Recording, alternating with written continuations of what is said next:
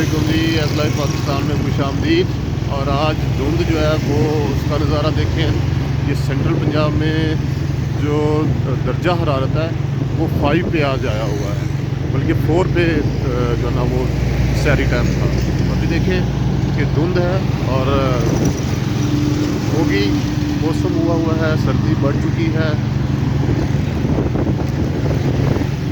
और ये सर्दी की लहर जो है वो मज़ीद 20 जनवरी से आगे तक जो है वो चलेगी। इस तरह से ही ये मौसम चलेगा।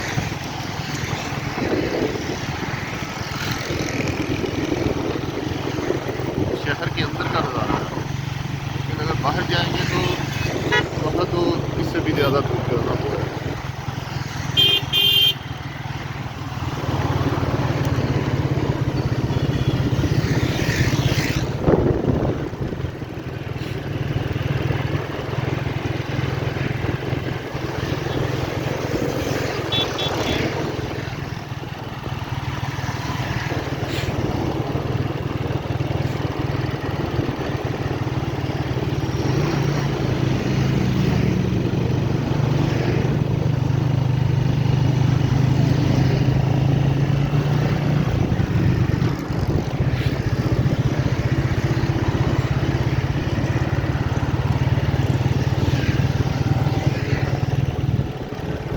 ये भी एक खूबसूरती है कि हम कहें कि बहुत सर्दी है और साल में 1 महीने से सिर्फ 1.5 महीना तक ये सर्दी आती है।